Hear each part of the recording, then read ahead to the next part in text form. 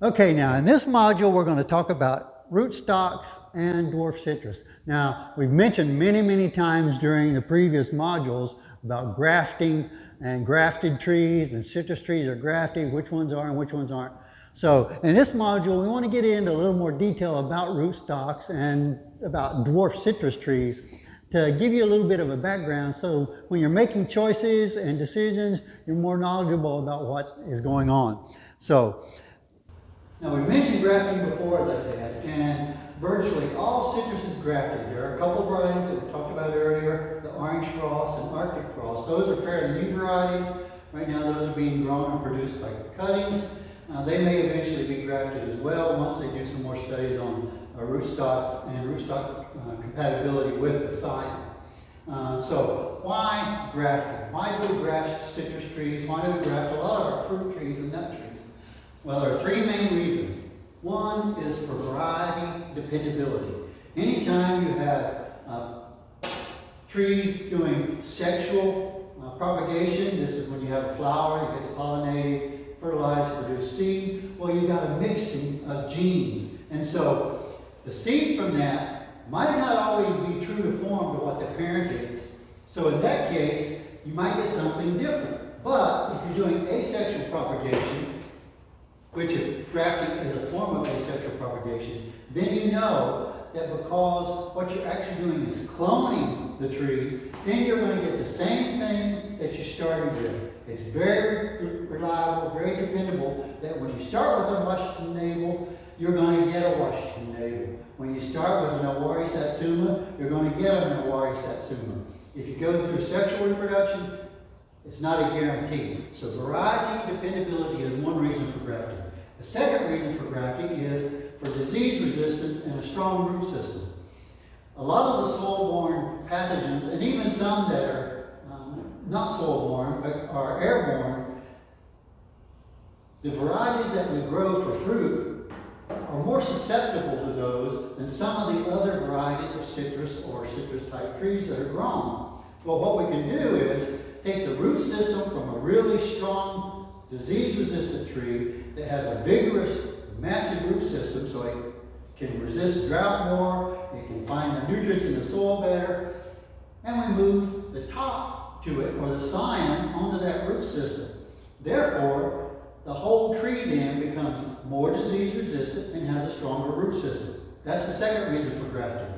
And a third reason for grafting, and this one is one that it's hard to get people to really come to realize, is early fruiting maturity. Fruit trees, nut trees, any tree that reproduces and makes fruit or seeds of any kind, the tree has to reach a certain age before the genes in the tree are turned on for reproduction. Fruit production is a type of reproduction. So, when the tree gets old enough, then the plant knows, okay, turn on all these genes for flowering and reproduction. If you start to see a fruit tree from seed, in this case we're talking about citrus, it's probably going to be somewhere around 15 years before that tree is old enough to realize and turn on the genes and say, okay, now it's time to start flowering and producing fruit. However, if you take woody tissue, and in grafting you can be buds or stems or whatever you're grafting with, if you take that from an older tree, those genes are already turned on. Now, you put that old fruit tree tissue onto a young root system, and the whole tree then thinks it's older. And so, because the flowering and fruiting genes are already turned on, the tree will begin to flower and fruit at a younger age. So, we're looking at starting a tree from seed, maybe 15 years before you're going to start getting fruit from that tree. However, it would only be 5 years from the date of grafting. And in the case of purchasing already grafted trees, by the time you buy that tree, it's already usually 2 to 3 years old. So when you buy a young citrus tree that's grafted, within the first year or two, it's going to start to flower and produce fruit for you. So this is another big reason for using grafted trees. You're going to start getting something in return a whole lot sooner. Now, as far as grafting goes, there are multiple grafting techniques that are used for all types of plants. And in citrus trees, there are multiple types that are used there. But on a commercial basis, primarily all citrus trees are T-bud grafted. And here is an illustration of some of the different types of bud grafting. There are actually different types of bud grafting. There's patch bud grafting, and this is where actually there's little patches cut out from the rootstock, and the same type patch is cut from the scion and placed in here and allowed to grow together. Chip bud grafting, this is the actual look of it. This is an illustration of it. You're cutting a chip out of the rootstock stem and cutting a little chip from the scion that has a bud on it and placing that in the chip that you made in the rootstock. Then you wrap it and let that do. But the quickest and most successful for commercial growers is T-bud grafting. And in this method, it's called T-bud because there's a slit across the top and then a slit down the middle, which just forms a T. The bark is peeled back just slightly, and a bud from the mother tree is just sliced off, slid into that little pocket that you made, and then the flaps are pulled back over an inch out and allowed to heal. And that's the most popular way of commercial production of grafting. Here's an actual look of one that's been T-bud grafted. And they usually do this in our area, usually sometimes May, June. That time of year is when a lot of the grafting is done, because actually they found that citrus wounds heal best when the temperatures are between 70 and 85 degrees. And that's a good time of year in our area for doing grafting. Now, as far as the way a grafted tree looks, here I've got it broken down. If you look at a tree, this is a new young tree.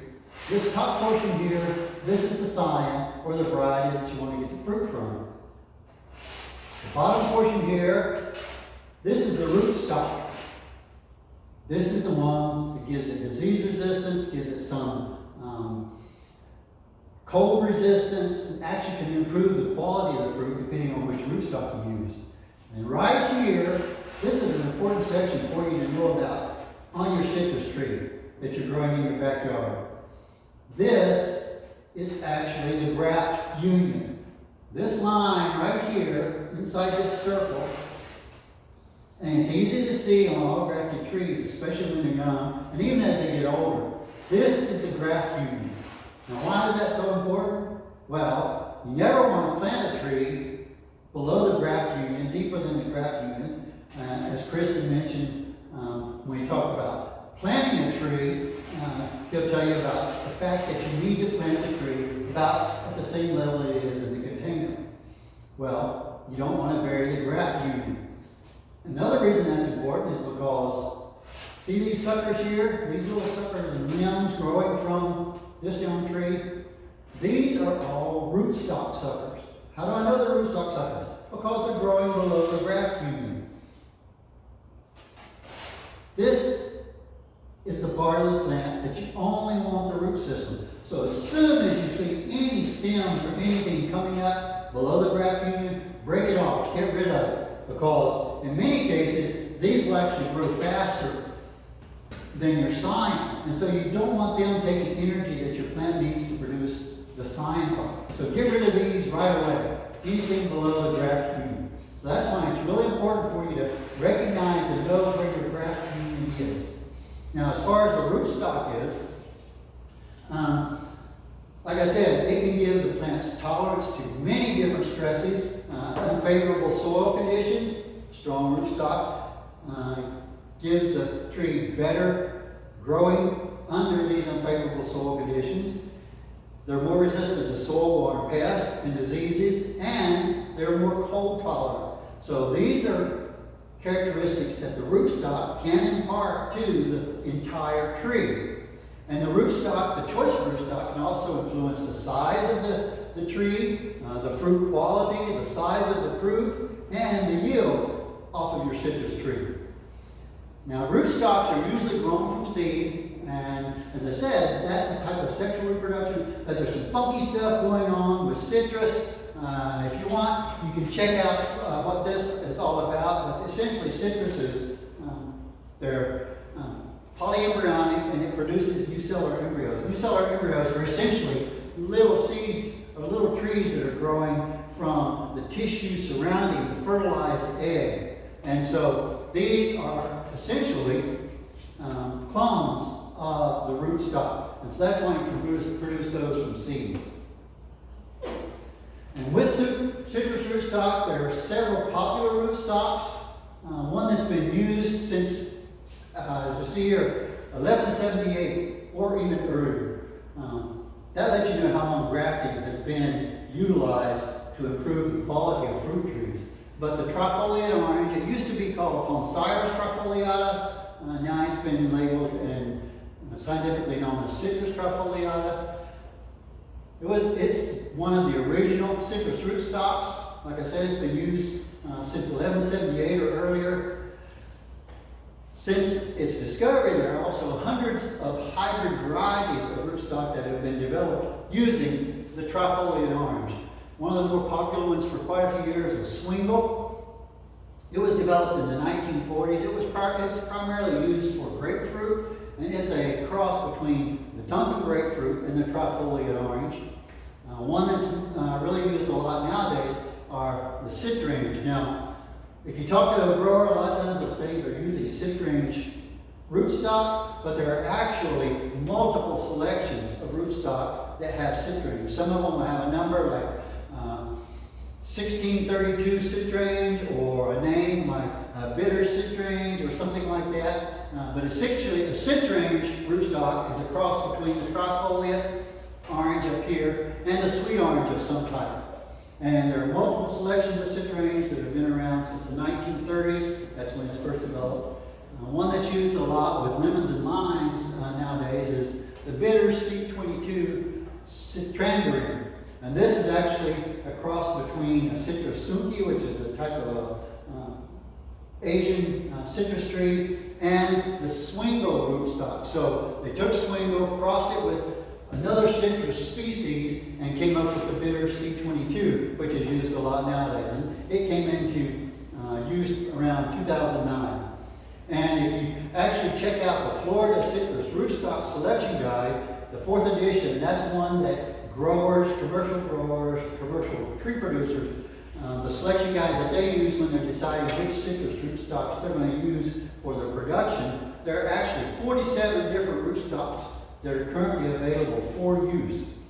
The thing about those is all citrus rootstock have Citrus trifoliata, or the trifoliate orange, as part of their lineage, because it's that part of the lineage, the trifoliate orange, that imparts cold hardiness and disease resistance to a lot of the citrus. And because they all have trifoliate orange in their background and in their lineage, if you ever see anything growing on your citrus tree that looks like this, you see the trifoliate leaf shape and heavy thorns. This is the type that you see with the trifoliate orange. The trifoliate orange, Poncirus trifoliata, Citrus trifoliata, whatever you want to call it, produces leaflets with 3 leaflets like this and heavy thorns. Makes sense, right? 3 leaflets, Citrus trifoliata. And the orange fruit looks something like this, and it's definitely inedible. You wouldn't want to eat that fruit. Some people do use it for cooking and preservation, but essentially it's not very good. One thing about the Citrus trifoliata, or the trifoliate orange, you see these thorns on there. They are something to be reckoned with.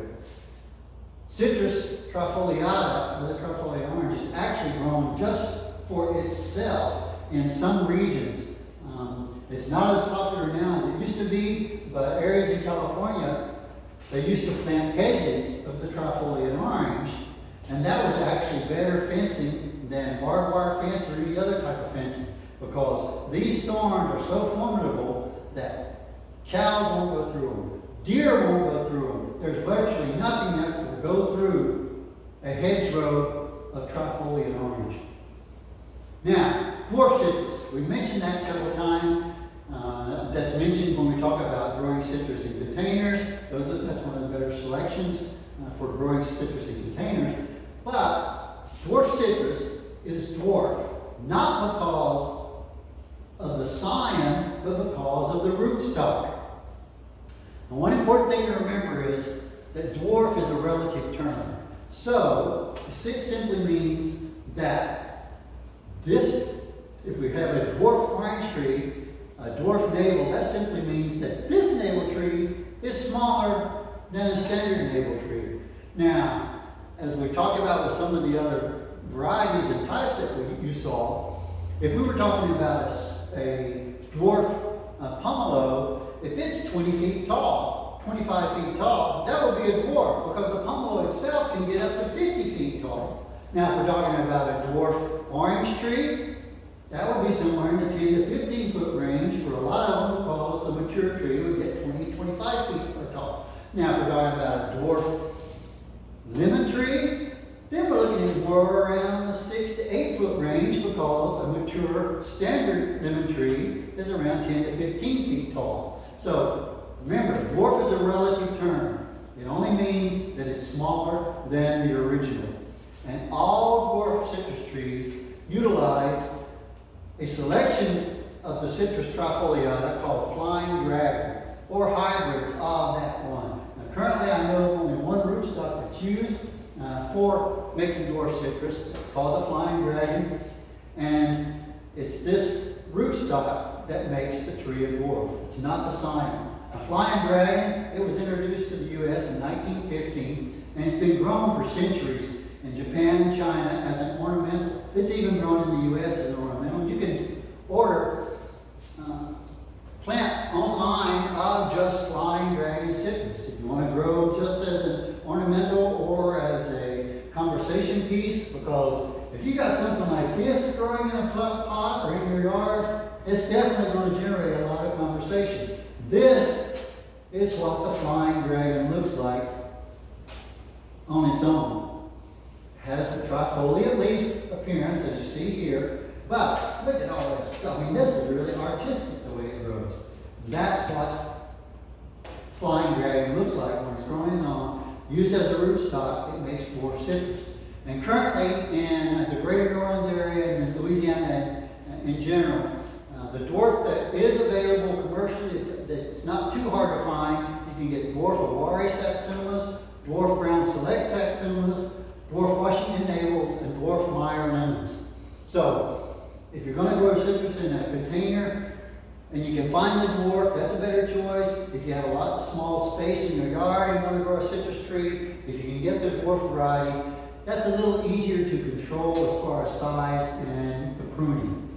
And growing the dwarf citrus trees, one thing about them, they have the same environmental requirements as the full-size citrus. So, when we talk later about site selection for growing and planting your citrus tree, things to take into consideration. Remember, it doesn't matter if you're growing a dwarf or if you're growing a full-size citrus tree, it's going to have the same requirements as far as the amount of sun it needs, the drainage, the amount of water it's going to need. So, being a dwarf doesn't change its requirements, it just makes it smaller and use less space. As I mentioned before, these are better for containers than trying to put a full-size citrus tree into a container. And this is like, as you recognize for sure by now, they're usually 8 to 10 feet tall. That's definitely a generality. If it's a dwarf Meyer, that would be smaller than that. A dwarf navel may be a bit larger than that. Remember, dwarf is a relative term. And nice thing about dwarf trees is the fruit is exactly the same size as a mature tree. Occasionally there have been reports that fruit produced on dwarf citrus trees is actually larger than on the standard size tree. But the fruit will definitely not be dwarf. The fruit will be full size. And with dwarf citrus grown on the flying dragon rootstock, here's a dwarf navel, here's a dwarf Meyer lemon. what they found that is, in most cases, there's a higher production per unit area of tree on a dwarf citrus than on a full-size citrus tree. So even though you're using less space, you may actually get just as much fruit from a dwarf navel this size as you would from a standard navel that might be this size. So really consider growing dwarf citrus in your yard, in your backyard, especially if you're space limited. So now you know about the citrus types, the citrus varieties. You got some idea about citrus cold resistance. You know a little bit about grafting and rootstocks.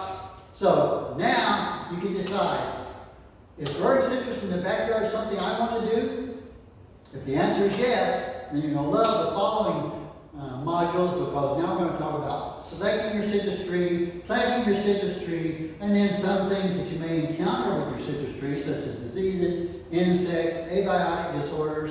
And we're even going to give you an idea of what you might need to do on an annual basis to keep your citrus tree healthy and producing sweet fruit right from your own backyard.